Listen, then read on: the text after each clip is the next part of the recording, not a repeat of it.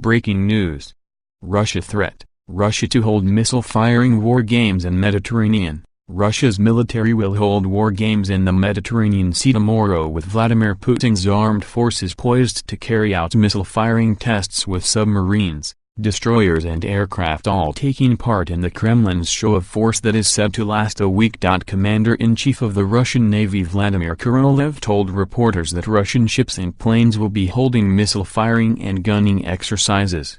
The area of the Mediterranean Sea where the war games will be held will be declared dangerous for air or sea, with Moscow's largest ever naval contingent deployed for the war games.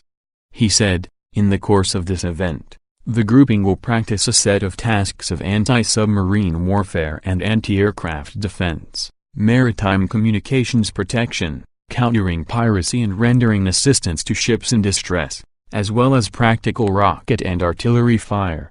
These exercises will be held with the Russian Navy and the Aerospace Forces for the first time. Admiral Korolev added the exercises will involve 2 submarines, 26 combat vessels and ships, and 34 aircraft.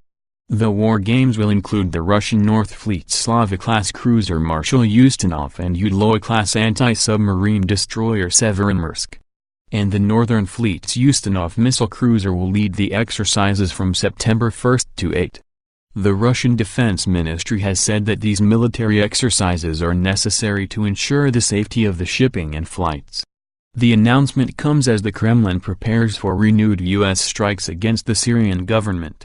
U.S. National Security Advisor John Bolton last week asserted the Syrian military may be preparing for another chemical attack ahead of an operation to reclaim the province of Idlib. He warned of a strong response from the U.S., but added he had discussed the issue with Russian officials in direct talks.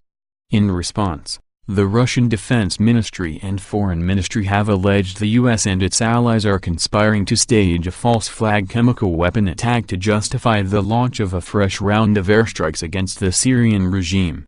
According to Radio Free Europe, Russian UN envoy Vasily Nebenzia told his UK counterpart, which Russia has accused of supplying Syrian jihadists with chemical weapons, "We also want to warn you that we are absolutely aware of your unsavory plans."